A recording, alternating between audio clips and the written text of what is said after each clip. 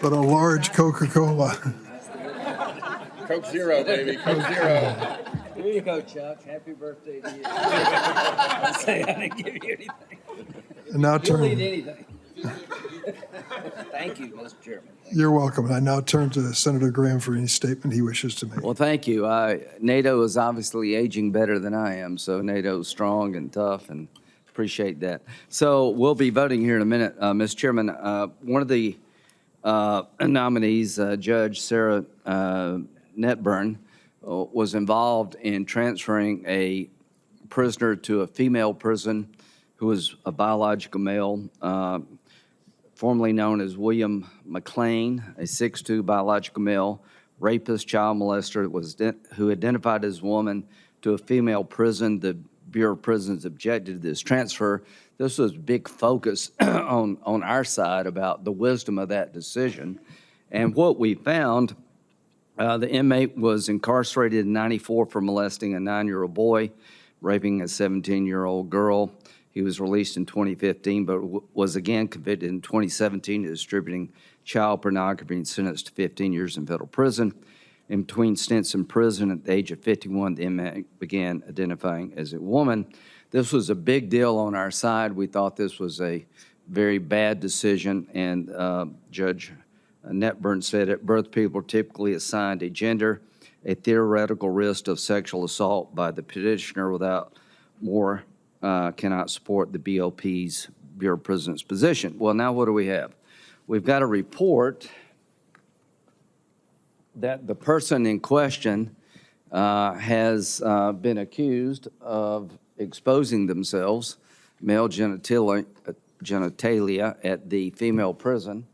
We have been trying to get the Bureau of Prisons to confirm this media report since July the 2nd. They will not confirm or deny. They won't give us the information because of the privacy rights of the prisoner. I'm asking you to hold this over. I know this was Senator Schumer's pick, till we can find out exactly what happened. There's a lawyer for a female inmate who witnessed this, who says this is true. So I would ask, Mr. Chairman, that we would hold this vote over until we can find out what happened, because the facts alleged here are beyond disturbing. So that would be my request. Thank you, Senator Graham. In the case involving JJS versus Plyler, Judge Netburn considered an incarcerated person's petition for a writ of habeas corpus. The petitioner, a transgender woman, had been convicted of multiple serious sex offenses, including child molestation, rape, and distribution of child pornography. Judge Netburn concluded that the Bureau of Prisons had violated the petitioner's Eighth Amendment rights by refusing to transfer her to a woman's facility.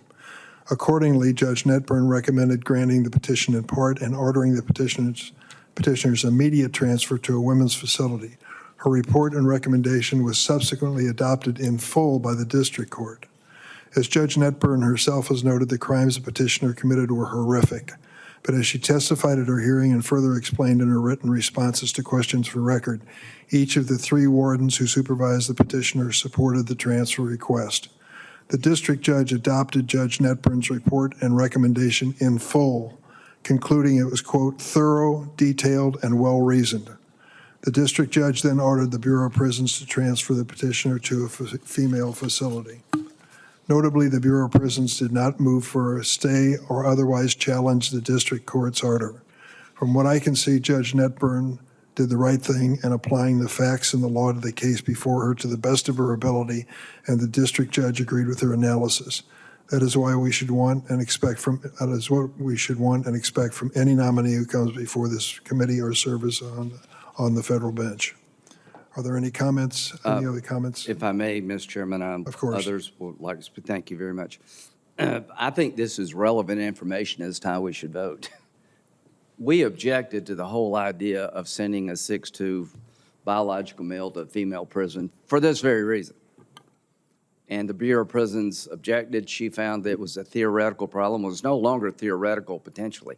I can't believe we're voting on somebody when there's evidence that the person that we were concerned about did the very things that we're all concerned about. And I can't get the Bureau of Prisons to tell me. They say, the privacy rights of the prisoner, come on. You don't have a privacy right to expose yourself. This is ridiculous.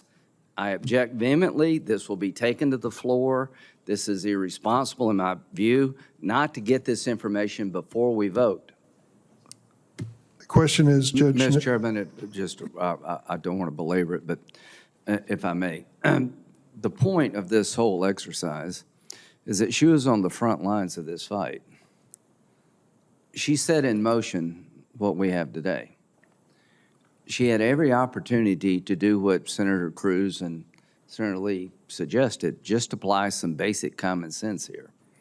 Listen to the Bureau of Prisons' concern.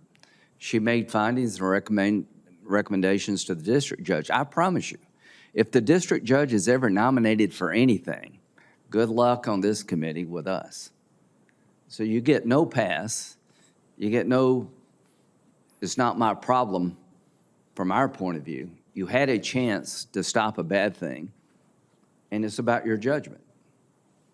And I can just tell you right now, I believe what Senator Cruz and Lee and others have said is going to be widely accepted on the floor. I, too, challenge Senator Schumer. I'm going to vote for one of your nominees in a minute. I voted for almost all of them out of a respect for the senators to pick people in their state, but there's a limit to anything. This is wrong. This is dangerous. And what we're saying today to all these prisoners who wrote, we don't care.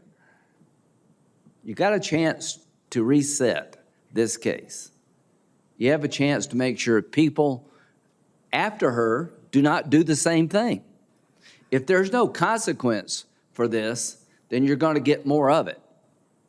So this is a chance for the committee to reset, and I would imagine most Americans sitting in our seats today would have no problem with saying no to her.